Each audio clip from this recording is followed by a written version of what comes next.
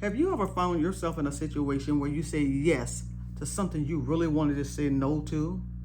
Or were you ever committed to something that you had no interest in? If so, you're not alone, because many of us struggle with setting boundaries and saying no, especially when it comes to friends, family, and colleagues. Now, if people come to you often because they know you'll always say yes, then this video is for you. So stick around as we dive into why saying no is important, how to say it effectively, and the benefits that come with it.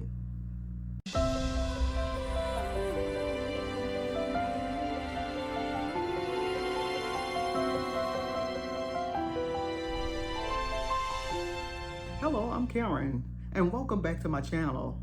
Now, on this channel, we believe in the power of change. So if you're here for the first time, come on in, join the family, like and subscribe, and hit the notification bell for future videos. Now let's get back into today's video. In today's video, I will be talking about the power of saying no. Because for many people, saying no could be one of the most difficult words to verbalize. So the question arises, why? Why can't I say no? Now here's the good news. The Bible advocates on our behalf. It tells us to be straightforward. Matthew 5:37 puts it this way. It says a simple yes I will, or no I won't. Your word is enough. Now I know that may be easier said than done. So to answer your question, why can't I say no? Well, let's look at a few reasons why. Maybe you don't want to disappoint anyone, or maybe you don't want conflict, or you don't want to seem uncooperative or difficult. So there are many reasons why, and that why can run deep. Maybe you not saying no is rooted in childhood experiences. You know, children act out of obedience. And then when they get with their peers, there's peer pressure. Who wants to damage a relationship? Now you're into your career, and your career demanded for promotional reasons.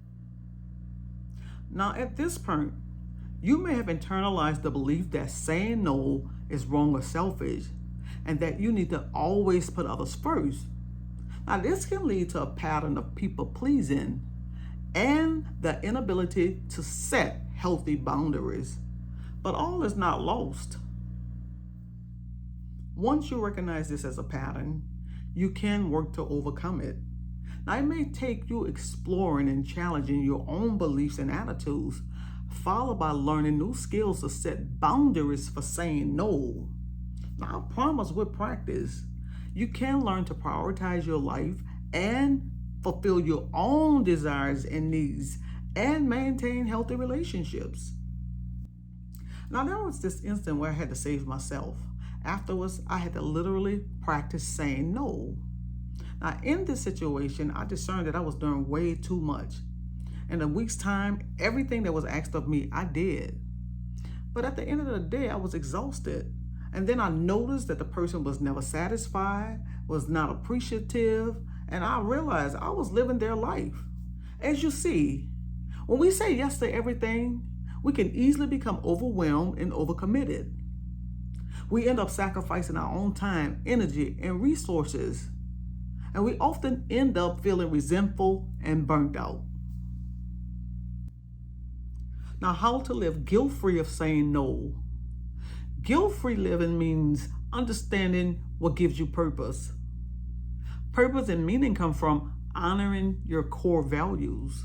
They are what identify you and are the lens through which you view your life, your place in the world, and the world. Also, using your inherited strength, skills, and talents in a way in which you enjoy. And also having deep meaning relationships so that you could feel connected to others and the world around you. Now, if you are ever pressured to say yes, be prepared with a go-to answer, like, I'll think about it. Nah, don't ask whether you can think about them. Instead, let them know that you will think about it, or I'll get back with you, or let me check my calendar. Now, the point of this is to give you room or time to make a decision. Now, here are the benefits of saying no. Saying no helps you to set boundaries and overcommitting yourself. Saying no allows you to prioritize your time and energy on the things that matter most. Saying no can reduce stress and anxiety by helping you avoid situations that drain you emotionally and physically. Remember, it's okay to say no. It doesn't mean that you're a bad person or that you don't care about others. It just means that you're doing what's right for you. But when saying no, remember to be clear and honest. And finally, for self-care, practice saying no. Again, I'm Karen, and thanks for watching.